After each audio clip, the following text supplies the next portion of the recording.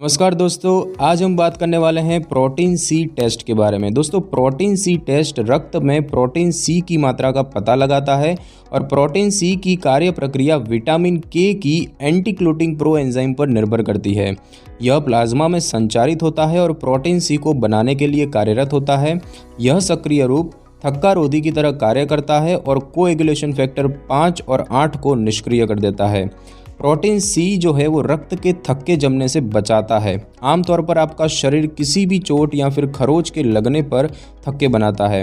यदि रक्त में प्रोटीन सी के स्तर बहुत ही कम है तो रक्त के थक्के कई ज़्यादा बनेंगे और जिससे कि रक्त वाहिकाएं अवरुद्ध हो सकती है। क्लोट जो है वो शरीर के किसी भी भाग में जम सकता है और फेफड़ों तक जा सकता है और यदि क्लोट आपके फेफड़ों तक पहुंच जाता है तो इससे प्राणघातक स्थिति पल्मोनरी एम्बोलिज्म पैदा हो सकती है। यदि आपके प्रोटीन सी के स्तर सामान्य से अधिक हैं तो इससे किसी समस्या का कोई खतरा नहीं है। प्रोटीन सी की कमी एक आनुवंशिक विकार होता है और कभी कभी जीवन में अन्य कारणों की वजह से भी ये कमी हो जाती है और ये कमी सामान्य या फिर गंभीर भी हो सकती है। और जिन लोगों में इसके सामान्य लक्षण दिखाई देते हैं उनमें कभी भी जानलेवा थक्के नहीं जम सकते। हालांकि कुछ स्थितियों में गंभीर रूप से थक्के जमने की समस्या हो सकती है, जैसे कि सर्जरी, उसके बाद गर्भावस्था और कुछ इन्फेक्शन और साथ ही साथ लंबे समय तक शारीरिक रूप से असक्रिय रहना।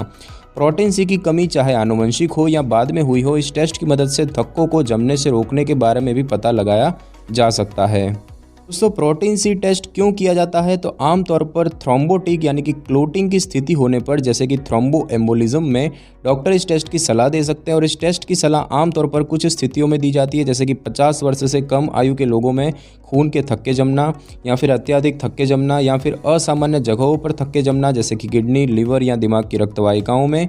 साथ ही साथ नवजात शिशु जिसमें कि गंभीर रूप से क्लोटिंग के विकार होने का संदेह हो, जैसे कि पर्प्यूरा फुल्मिनांस या फिर डिससेमिनेटेड इंट्रावेस्कुलर कोएगुलेशन।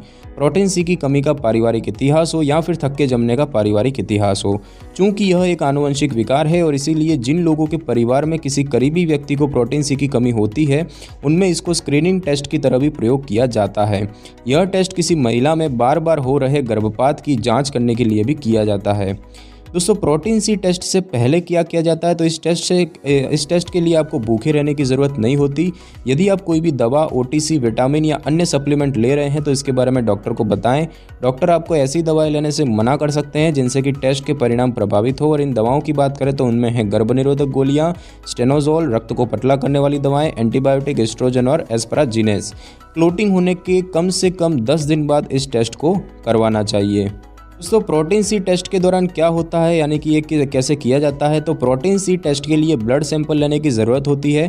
सैंपल लेने में कुछ मिनट का समय लग सकता है। लैब टेक्नीशियन कुछ प्रक्रिया द्वारा ब्लड सैंपल ले लेंगे।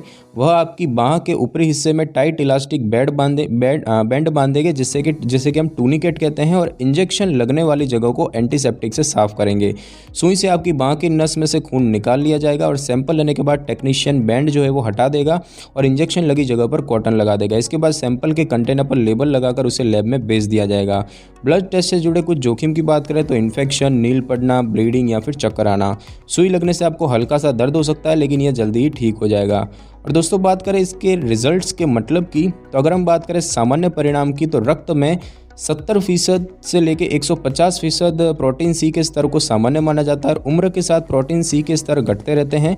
महिलाओं में प्रोटीन सी के स्तर पुरुषों से कम होते हैं और टेस्ट के परिणाम कुछ चीज़ों के अनुसार अलग आ सकते हैं, जैसे कि उम्र, लिंग, पिछला स्वास्थ्य या फिर टेस्ट के लिए प्रयोग में लाया गया तरीका। आपके परिणामों का क्या मतलब है, इसके बारे में आपको डॉक्टर से बातचीत करनी चाहिए। और अगर हम बात करें असामान्य परिणाम की, तो बढ़े हुए स्तर के लिए डॉक्टर के पास जाने की आवश्यकता नहीं होती।